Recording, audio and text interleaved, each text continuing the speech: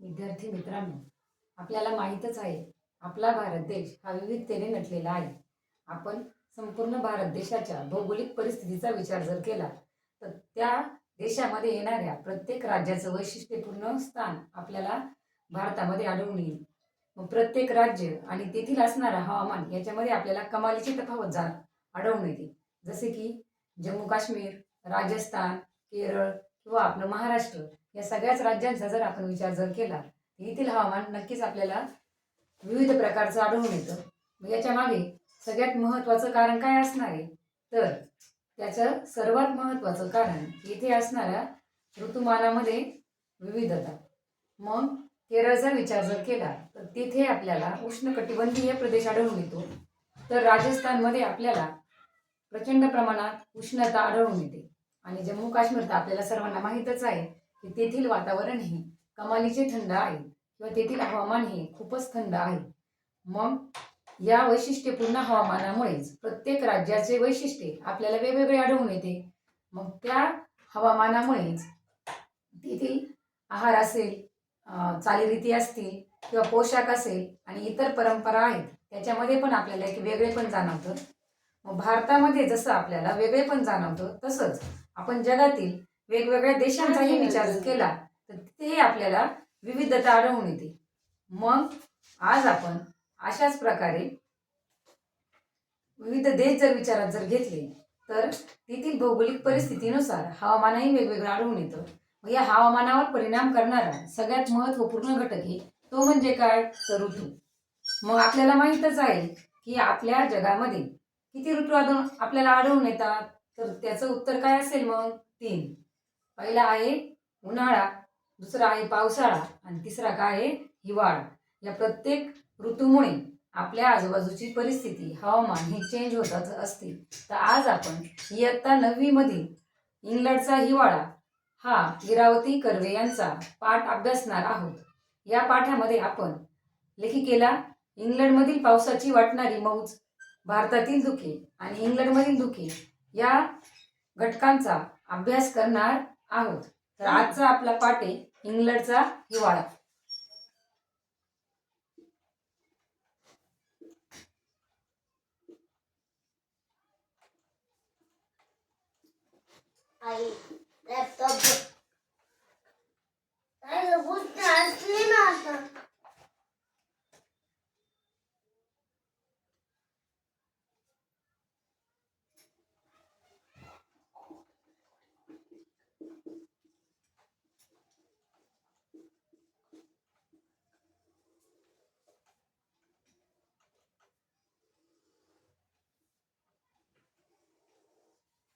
बघा, सर्वात आधी आपण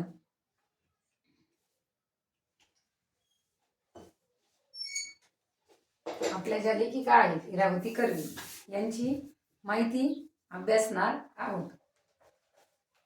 इरावती कर्वे यांचा जन्म 1905 मध्ये झालेला असून 1970 मध्ये त्यांचा मृत्यू झालेला आहे. मानव वंशशास्त्र आणि समाजशास्त्र या विषयातील त्या महत्त्वाच्या संशोधिका आपल्याला म्हणाव्या लागतील. ललित निबंधकार. त्यांचा किनशिंग ऑर्गनायझेशन इन इंडिया हा ग्रंथ जगत मान्यता पावलेला आहे. तसेच परांजपे व्याख्यानमाला व हिंदूंची समाजरचना ही पुस्तके प्रकाशित आहेत. भारतीय संस्कृती, महाराष्ट्र समाज व संस्कृती, महाभारत रामायण ग्रंथांचा समाजशास्त्रीय अभ्यास या विषयांशी निगडीत असे लेखन त्यांनी प्रामुख्याने केले आहे. मराठी लोकांची संस्कृती, आमची संस्कृती, युगांत, धर्म, संस्कृती, महाराष्ट्र एक अभ्यास हे त्यांचे महत्त्वाचे ग्रंथ होय. परिपूर्ती, भौरा, गंगाजळ हे त्यांचे ललित लेखसंग्रहही प्रसिद्ध आहेत. प्रस्तुत पाठात लेखिकेने अनुभवलेल्या इंग्लंडमधील हिवाळ्याचे विलोभनीय वर्णन केलेले आहे. प्रस्तुत पाठ भौरा या पुस्तकातून घेतलेला आहे. मग चला आपण या पाठातून लेखिकेचे इंग्लंडमध्ये असणारे किंवा तेथील वास्तव्यामध्ये त्यांना तेथील वातावरणाविषयी कोणते कोणते अनुभव आले त्याचा आज आपण अभ्यास करणार आहे. सप्टेंबर ऑक्टोबर नंतर जवळजवळ रोजच पाऊस पडायचा आणि माझ्या ओळखीचे सर्व लंडनवासी पावसाला शिव्या देत असायचे. मला त्या पावसाची मोठी मौज वाटे. वाटेत चिखल नाही, मजेदार गारवा आणि 4-5 मैल चालूनही थकवा नाही. कोणी म्हणाले की तुम्ही कशा पावसाला कंटाळत नाही, तर मी उत्तर देईन की जगात कुठेही असा पाऊस पडतो व कायम हिरवेगार राहते याचे मला फार कौतुक वाटते. नुसता पाऊसच नाही, लंडनची सर्व सृष्टी इकडच्या उलटी. आपल्याकडे धुके म्हटले की काहीतरी मजेदार संवेदना मनाला होते. पावसाने धुवून काढलेले प्रसन्न आकाश, सकाळची व संध्याकाळची पडू लागलेली थंडी व 10 मैल लांबचे दिसावे असे स्वच्छ वातावरण आणि त्यात काही थोडा वेळ मात्र राहणारा, दृष्टीला चकावणारा धुक्याचा पडदा असेल. आपल्याकडचे धुके सकाळी उठून पाहावे तर महाबळेश्वरी किंवा सिंहगडावर खाली दरी धुक्याने भरलेली असते. तेवढ्यात सूर्य उगवावा की त्या धुक्यावर इंद्रधनुष्य उमटतात आणि थोडा वेळ इतस्तता पडून सूर्य वर आला की धुके पार नाहीसे होऊन गवताच्या पातीपातींवर अनंत दवबिंदू कोटी सूर्य प्रतिबिंबित करतात. संध्याकाळी कुठे धुके पसरले तर तेही रात्र निवळली की नाहीसे होते व रात्री आकाश सर्व ताऱ्यांनिशी चमकत असते. पण लंडनचे धुके म्हणजे औरच असते. आधी वर्षाचे 10 दिवस सुद्धा आकाश निरभ्र नसते. तिकडचे आकाश आपल्या आकाशा इतके अधिक उंच वाटतच नाही. कधीही वरती पहा, काळसर पांढुरके छत जसे सर्व शहरावर घातलेले असते. कोळशावर चालणारे लंडनमधले हजारो लहान मोठे कारखाने व कोळशावर चालणाऱ्या लंडनच्या घरातील लक्षावधी चुली रात्रंदिवस वातावरणात धूर ओकत असतात. घरातही जरी अनवाणी चालले तरी पाय काळे होतात. कुठल्याही हाताला किंवा झाडाला हात लावला तरी हात काळे होतात. या धुरकट वातावरणात धुके पसरले म्हणजे एरवी डोळ्यांना न दिसणारे कोळशाचे कण जणू दृश्य होतात. काळोख डोळ्यांना दिसतो व हातात धरता येतो. असे धुके वर्षातून एकदा दोनदा तरी लंडनवर पसरते. पृथ्वीच्या भोवती हवेचे आवरण आहे व आपण त्या हवेच्या तळाशी आहोत या गोष्टी भूगोलाच्या पुस्तकात वाचल्या होत्या, पण त्याचा प्रत्यक्ष अनुभव लंडनच्या धुक्यात आला. समुद्राच्या तळाशी असलेल्या जीवांना काय वाटत असेल त्याची कल्पना येते. या धुक्याने हाहाकार होतो. ब्रिटिश खाडीत बोटी आपटतात, रस्त्यावर गाड्यांचे नुकसान होतात, मुले रस्ता चुकतात.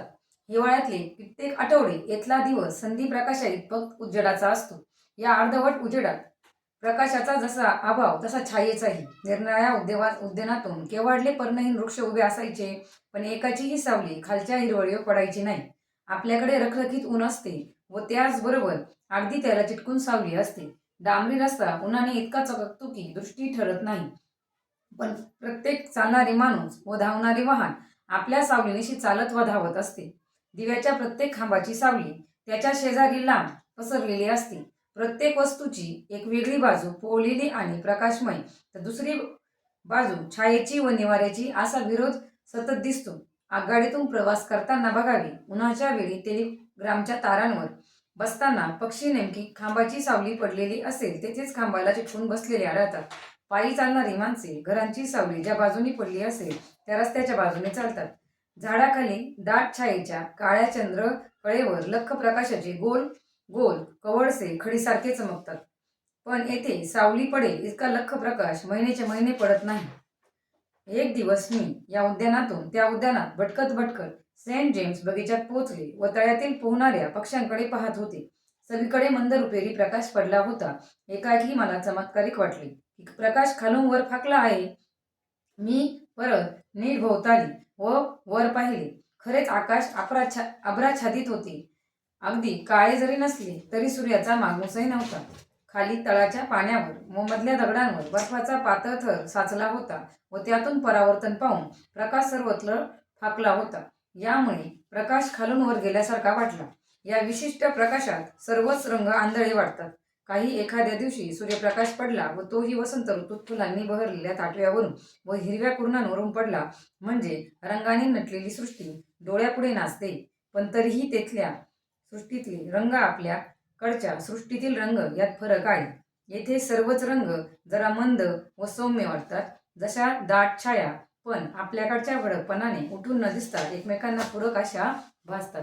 थोडक्यातच आता पाठाच्या केलेल्या वाचनावरून एकंदरीत आपल्याला इंग्लंड आणि भारत यांच्यामधील वातावरणाची, हवामानाची लेखिकेने कशी तुलना केलेली आहे ते आपल्याला दिसून येते. लंडनमधील धुक्याचं प्रकर्षाने त्यांनी वर्णन केलेलं आपल्याला आढळून येतं. लंडनमधील धुके जे आहेत ते भारतातील धुक्यापेक्षा कसे होते तर एकदम वेगळेच होते. आणि सगळ्यात महत्त्वाचं, तिथं कोळशावर चालणाऱ्या ज्या काही गिरण्या होत्या त्याचा परिणामही तिथल्या त्या धुक्यावर आढळून येतोय, असं लेखिकेचं म्हणणं आहे. मग या पाठातील आज आपण सगळ्यात महत्त्वाचा आणि पहिला पॉइंट बघणार आहे, ज्याचं नाव आहे पावसाची मौज.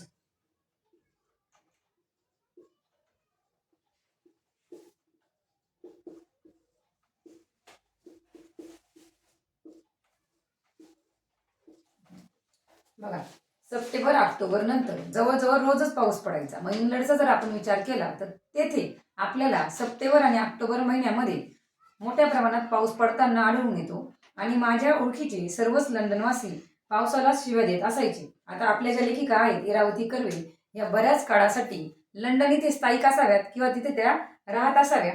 आणि त्या राहत असताना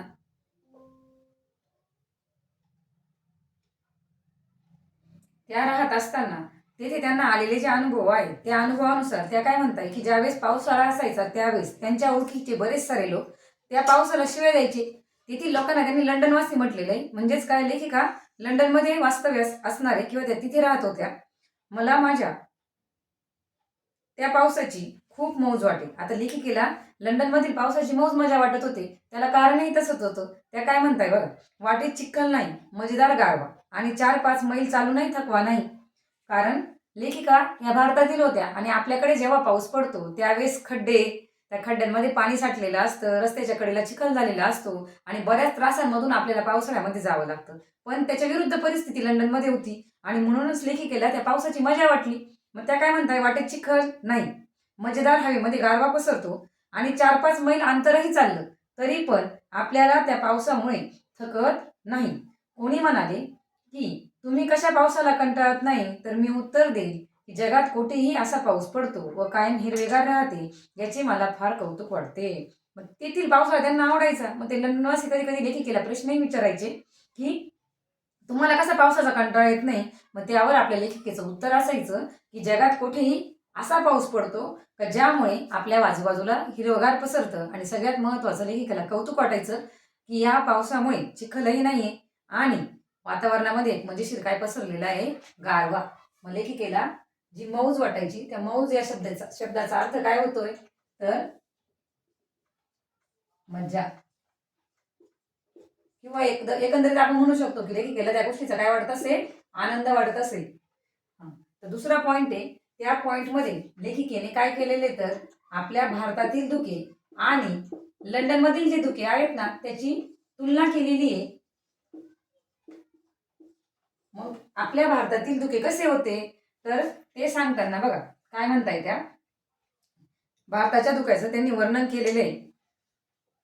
नुसता पाऊसच नाही तर लंडनची सर्व सृष्टी इकडच्या उलटची. म्हणजे आधी लेखिका पावसाळ्याचं वर्णन करताय आणि त्याच्यामध्ये ते दाखवून देत आहे की भारतातील पावसाळा आणि लंडनमधील पावसाळा यांच्यामध्ये जसा फरक आहे तसाच फरक लंडनमधल्या सगळ्या सृष्टीमध्ये त्यांना आढळून येतोय. मग सृष्टीचा अर्थ काय घेऊ शकतो आपण, सृष्टी म्हणजे निसर्ग, जो आपल्या आजूबाजूला आपल्याला आढळून येतो.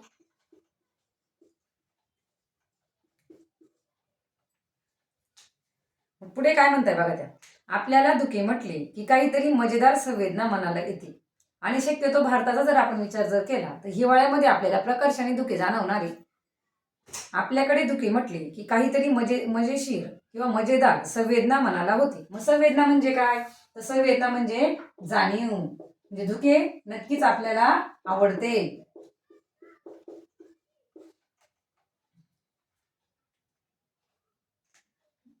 पावसाने धुवून काढलेले प्रसन्न आकाश. प्रसन्न म्हणजे काय की जे मनाला हवेसे वाटते त्याला आपण काय म्हणणार आहे, प्रसन्न. की ज्या वातावरणामध्ये गेलो की आपल्या मनाला आनंद वाटतो त्याला आपण म्हणणार आहे प्रसन्न. मग पावसाने धुवून गेल्यानंतर लेखिकेला आकाश कसं वाटतं, एकदम प्रसन्न. सकाळची व संध्याकाळची पडू लागलेली थंडी, सकाळची थंडी आणि संध्याकाळची थंडी. दिवसभर तर ऊन असतं तेव्हा थंडीचं प्रमाण कमी असतं, पण या दोन्ही ठिकाणी सकाळी आणि संध्याकाळी ती जी थंडी पडते ती थंडी व 10 मैल लांबचे दिसावे असे स्वच्छ वातावरण. कारण आपल्या धुक्यामध्ये खूपच घनदाटपणा नसतो लंडनच्या धुक्यासारखा. मग त्याच्यामुळे लांबचं जरी वातावरण असेल पण ते वातावरण कसं असतं आपलं, स्वच्छ असतं. त्यात काही थोडा वेळ मात्र राहणारा, दृष्टीला चकावणारा धुक्याचा पडदा असे आपल्याकडचे धुके.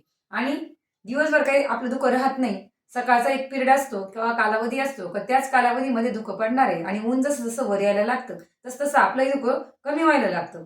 मग लेखिका तेच म्हणताय का थोड्या वेळेस राहणारा तो धुक्याचा पडदा काही काळानंतर निघून जातो. असं आपल्याकडचं धुकं आहे, भारतातलं धुकं आहे. सकाळी उठून पाहावे. ज्यावेळेस आपण सकाळी उठून बघतो त्यावेळेस त्यांनी आपल्या महाबळेश्वर आणि सिंहगड जो पुण्याजवळ आहे त्याचं वर्णन केलेलं आहे. त्या काय म्हणतात की सकाळी उठून पाहावे तर महाबळेश्वरी किंवा सिंहगडावर खाली दरी धुक्याने भरलेली असते. मग सिंहगड बघितला, महाबळेश्वर बघितला, हे दोन्ही ठिकाणं जे आहेत ना ते डोंगरदऱ्यांनी व्यापलेली. मग तुम्हाला माहीतच असेल की महाबळेश्वर हे भारतातील थंड हवेपैकी एक आहे किंवा इथलं हवामान जे आहे आपल्या महाराष्ट्रातील हवामानापेक्षा खूपच कमी असतं. आणि सिंहगड जे आहे ते पण दऱ्यांनी बनलेलं आहे. सिंहगड हा छत्रपती शिवाजी महाराजांच्या किल्ल्यातील एक महत्त्वाचा किल्ला आपल्याला म्हणावा लागेल. म्हणून लेखिकेने आवर्जून त्यांचा उल्लेख केलेला आहे. आणि त्या काय म्हणतात आपल्याला का महाबळेश्वरला आपण गेलो किंवा सिंहगडावर जरी आपण गेलो तर गडावरून आपल्याला खाली दिसणारी जी दरी आहे ती कशी दिसते, पूर्णपणे धुक्याने भरलेली. पण तेवढ्याच सूर्य उगवावा किंवा धुक्यावर इंद्रधनुष्य उमटतात. आता इंद्रधनुष्य काय ते तुम्हाला माहितच आहे की शक्यतो पाऊस पडून गेल्यानंतर सायंकाळच्या वेळेला आकाशामध्ये आपल्याला इंद्रधनुष्य दिसतात. मग लेखिका तेच म्हणताय आपल्याला की सूर्य उगवला की त्या धुक्यावर जणू काही इंद्रधनुष्य उमटतात. इंद्रधनुष्यांप्रमाणे कलर किंवा रंग विखुरलेले आपल्याला आढळून येतात. आणि थोडा वेळ इतस्तता. आता इतस्तता या शब्दाचा अर्थ काय होतो? याला आपण म्हणणार आहे इकडे तिकडे. काय म्हणणार आहे आपण त्याला? इकडे तिकडे. लेखिका आपल्याला म्हणताय की थोडा वेळ इतस्तता पळून सूर्यवर आला की धुके पार नाहीसे होऊन गवताच्या पातीपातींवर अनेक दवबिंदू कोटी सूर्य प्रतिबिंबित करतात. मग सूर्याचं जे प्रतिबिंब आहे ते कशामध्ये पडणार आहे तर आपल्या किंवा त्या धुक्याच्या आजूबाजूला असणारं जे काही गवत आहे त्या पात्यांवर पडणार आहे. आणि ते जे दवबिंदू आहेत, पाण्याचे छोटे छोटे कण आहेत, ते जणू काही कोटी सूर्य. कोटी सूर्यच म्हणजे काय, कशा काय म्हणणार आहे आपण? कोटी सूर्य म्हणजे खूप सारे सूर्य जे आपल्याला प्रतिबिंबित झाल्यासारखे वाटतात, पुन्हा आपल्याला दिसतात.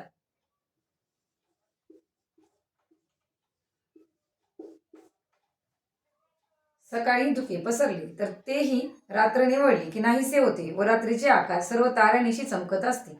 म्हणजेच काय, धुके जरी आपल्याकडे आले पण त्याच्यानंतर ते जे धुके आहे ते नष्ट होऊन जाते. आणि संध्याकाळी ज्यावेळेस अंधार होतो, रात्र होते, त्यावेळेस आपल्या आकाशामध्ये निरभ्र. आता निरभ्र या शब्दाचा अर्थ काय होतो? निरभ्र म्हणजे आपल्या आकाशामध्ये कुठल्याही प्रकारचे ढग आपल्याला आढळून येत नाही, त्याला आपण निरभ्र म्हणणार आहे. ढग नसणे. आणि हे आकाश शक्यतो आपल्याला हिवाळ्यामध्ये बघायला मिळणार आहे, ढग नसलेले. आणि ढग नसल्यामुळे, निरभ्र आकाश असल्यामुळे जे काही चांदण्या आहेत आकाशामधील त्या स्पष्टपणे आपल्याकडे जाणवतात. मग आता लेखिकेने पुढचं जे वर्णन केलेलं आहे ते कोणाचं केलेलं आहे तर लंडन मधील धुके कोणत्या पद्धतीचे आहे याचं वर्णन लेखिकेने केलेलं आहे. बघा लेखिका काय म्हणताय, लंडन मधील धुके म्हणजे ओरच असते. ओरचा अर्थ काय होतो? वेगळे. ओरचा अर्थ काय घेणार आहे आपण? वेगळे. त्या म्हणताय बघा आपल्याला की लंडनचे धुके म्हणजे ओरस. म्हणजे थोडक्यात काय तर त्यांनी भारत आणि लंडन येथील धुक्याची काय केलेली आहे तुलना. आता लंडन हे शहर आहे आणि जे इंग्लंडमधील प्रमुख शहरांपैकी एक आहे. आधी वर्षाचे 10 दिवस सुद्धा आकाश निरभ्र नसते. म्हणजे आता बघा त्यांनी संपूर्ण वर्षाचं माहिती आपल्याला दिलेली. तर त्या म्हणताय की 10 दिवस सुद्धा आकाश निरभ्र नाही, जे आपल्याकडे कायम असतं. फक्त आपल्याकडे जेव्हा पावसाळा असतो त्यावेळेस ढगाळ वातावरण असल्यामुळे आपल्याला ते निरभ्र जाणवणार नाही. पण इंग्लंडचा जर आपण विचार जर केला तर त्या ठिकाणी लेखिका आपल्याला सांगताय की 10 दिवस सुद्धा आकाश निरभ्र नसते. तिकडचे आकाश आपल्या आकाशा इतके उंच वाटत नाही. आता का ते उंच वाटत नाही तर धुक्याची जी एक चादर पसरलेली असते त्याच्यामुळे आपल्याला जे ढग आहेत ते खूप खाली आल्यासारखे वाटतात. आणि म्हणूनच लेखिका म्हणताय आपल्या आकाशा इतकं तिथलं आकाश आपल्याला उंच वाटत नाही. कधीही वरती बघा काळसर पांढुरके छत जसे सर्व शहरावर घातलेले असते. आता पांढुरके म्हणजेच काय? सफेद रंगाचे. पांढुरके म्हणजेच काय? ज्याचा रंग कसा आहे? सफेद. लेखिका काय म्हणताय आपल्याला की कधीही आपण बघितलं वरती आकाशाकडे तर त्यावेळेस आपल्याला आकाश निरभ्र जाणवत नाही, तर त्याऐवजी एक काळसर किंवा थोडेसे पांढरट रंगाचे छत जणू काही त्या शहरावर घातलेले आहे असंच वाटतं. कोळशावर चालणारे लंडनमधले हजारो लहान मोठे कारखाने व कोळशावर चालणाऱ्या लंडनच्या घरातील लक्षावधी चुली रात्रंदिवस वातावरणात धूर ओकत असतात. आता आपल्याला सर्वांना माहिती बघा, सर्वात प्रथम औद्योगिक क्रांती ही कुठे झाली? लंडनमध्येच झाली. मग औद्योगिक क्रांती म्हणजे काय? का ज्या वस्तू त्याच्या आधी हातमागावर किंवा स्वतः माणूस खूप शारीरिक कष्ट मेहनत घेऊन बनवायचा, त्या वस्तू आता वेगवेगळ्या मशीनद्वारे किंवा यंत्राद्वारे बनवल्या जाऊ लागल्या. आणि यंत्र चालवण्यासाठी ज्या ऊर्जेची गरज होती, ज्या उष्णतेची गरज होती, ती मिळवण्यासाठी त्यांनी कशाचा वापर केला? मग दगडी कोळशाचा.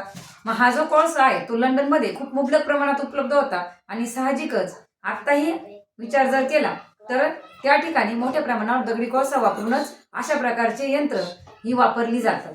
मग लेखिका तेच म्हणताय आपल्याला की तिथं जे काही लहान मोठे कारखाने होते, त्या कारखाने हे कोळशावर चालत होते. आणि सगळ्यात महत्त्वाचं, तेथील जी घरं आहे, आता वातावरण खूपच थंड आहे तेथील, लंडनचा किंवा इंग्लंडचा या युरोपियन देशांचा आपण विचार जर केला तर तेथील वातावरण मायनसच्या पण खाली जातं किंवा ते निगेटिव्हच्या पण खाली असतं. मग अशा कडाक्याच्या थंडीपासून स्वतःचं संरक्षण करण्यासाठी त्यांच्या घरांमध्ये छोटीशी चिमणी असते आणि मग ती चिमणी पेटत ठेवली जाते, जेणेकरून घरातलं वातावरण जे आहे ते उबदार राहील, गरम राहील आणि बाहेरच्या थंडीपासून तेथील लोकांचं संरक्षण होणार. मग त्या चुली ज्यावेळेस पेटवल्या जातात, त्या चुली पेटवल्यामुळे त्याच्यामध्ये पण कोळसा वापरतात आणि साहजिकच लंडनच्या घरातील त्या चुलींमधून सुद्धा मोठ्या प्रमाणात धूर बाहेर पडतात.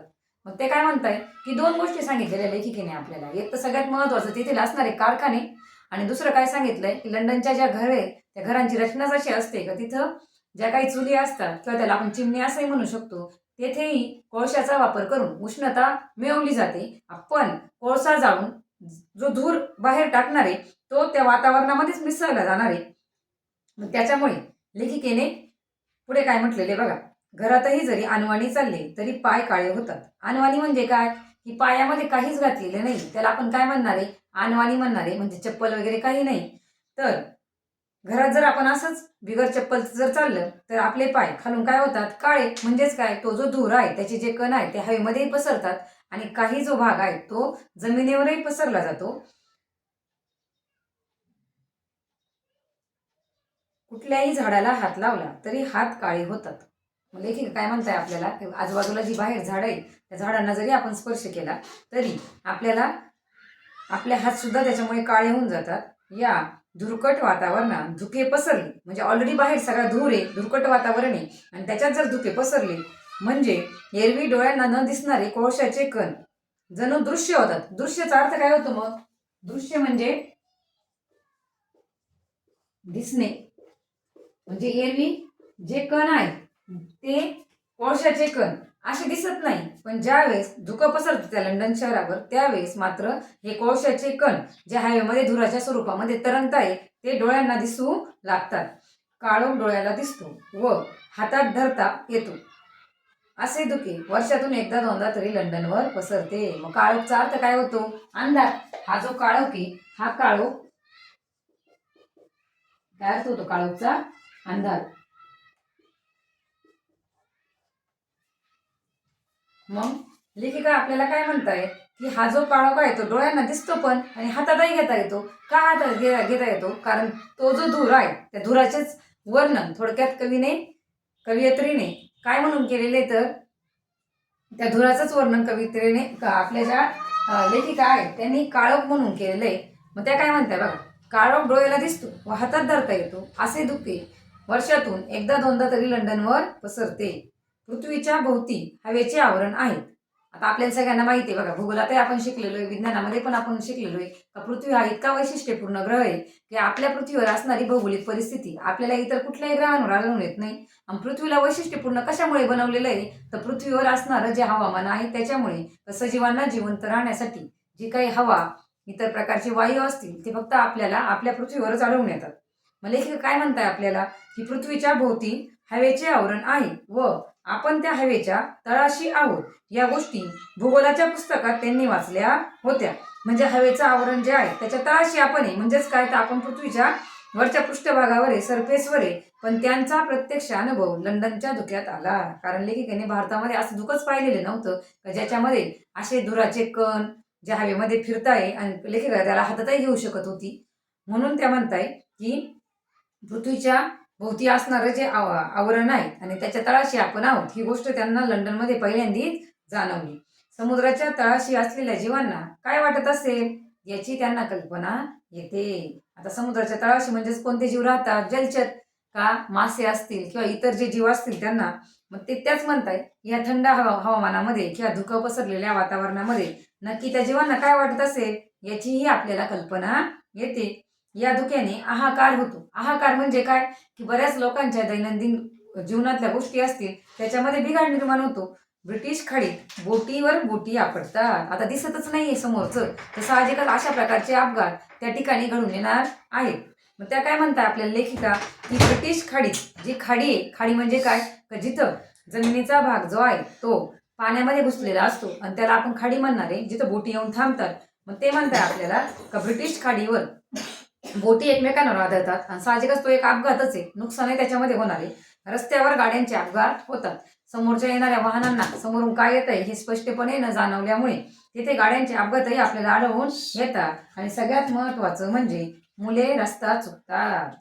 मुलांना कोणत्या रस्त्याने जायचंय हे उमजतच नाही आणि लहान मुलं असल्यामुळे त्यांचाही रस्ता चुकला जातो. मग अशा प्रकारे आज आपण लेखिका इरावती कर्वे यांचा इंग्लंडचा हिवाळा या पाठामधील पावसाची मौज, भारतातील धुके, लंडनमधील धुके या महत्वपूर्ण घटकांचा अभ्यास केला. मग आता लेखिकेला इंग्लंडमधील पावसाची मौज का वाटत असेल तर इंग्लंडमधील पाऊस जो होता तो आपल्यापेक्षा खूप वेगळा होता. कारण तिथे पाऊसही पडला.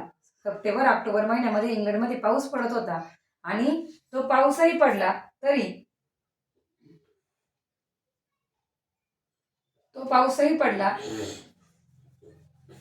तो पाऊसही पडला तरी तिथे चिखल होत नव्हता. दिवसभर वातावरण कसं असायचं, गार असायचं आणि त्या पावसामुळे वातावरणामध्ये पसरणारा जो गारवा होता, आरामदायी वातावरण होतं. त्याच्यामुळेच लेखिकेला तिथला पाऊस हा खूपच आवडायचा. पण त्याच्या विरुद्ध आपल्याला आढळून येईल की तिथील लोक जे होते ते त्या पावसाला काय घालायचे, शिव्या घालायचे. का त्यांना तो पाऊस आवडत नव्हता. मग दुसरी महत्वाची गोष्ट, भारतातील धुक्याचा जर आपण विचार जर केला तर लेखिका काय म्हणताय की आपल्याकडे पडणारं जे धुकं आहे फार तर ते सकाळी किंवा संध्याकाळी दिवस वर आला किंवा सूर्य जर उगवला तर धुकं काय होणार आहे, नाहीसं होऊन जाणार आहे. आणि वातावरण एकदम शुभ्र आणि आकाश कसं होणार आहे आपलं निरभ्र. आणि रात्रीच्या वेळी आपलं आकाश इतकं निरभ्र असतं थंडीमध्ये पण की आपल्याला आकाशातील चांदण्या या स्पष्टपणे दिसतात, त्या आपण बघू शकतो. पण लेखिका जेव्हा लंडनमधील धुके अभ्यासतात, लंडनमधील धुक्याचा त्या विचार करतात, तर त्यावेळेस ते काय म्हणतात की तेथील धुकं ही भारतातील धुक्यापेक्षा काय एकदम वेगळं. मग त्याचं कारण त्यांनी काय सांगितलेलं आहे आपल्याला तर त्या धुक्यामध्ये धुराचे छोटे छोटे कण असतात आणि हे कण का निर्माण होतात तर तिथे चालणारे कारखाने आणि तिथे चालणाऱ्या ज्या चुली त्याच्यातून बाहेर पडणारा धूर आणि हा धूर त्या हवेमध्ये मिसळतो आणि तिथं आणखी निर्माण झालेलं धुकं या सगळ्या गोष्टी एकत्रित होऊन तिथलं वातावरण एकदम काळसर आणि पांढरुके होते की त्या लंडन शहरावर पूर्णपणे धुक्याची एक चादरच आथरलेली आहे असा जणू काही आपल्याला भास होतो.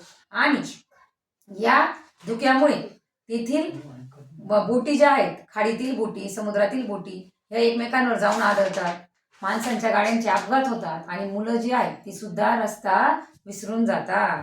मग आज आपण जो धडा अभ्यासला त्यावर तुम्हाला जो काही एखादा ऋतू आवडतो त्याच्याविषयी 20 ओळी माहिती लिहून आणायची आहे.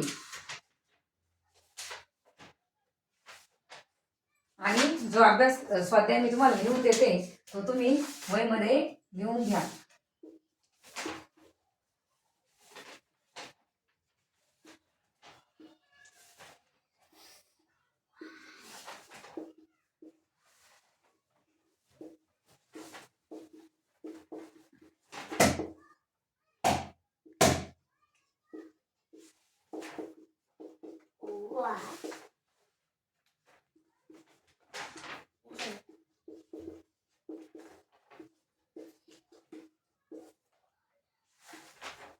I should put a baby.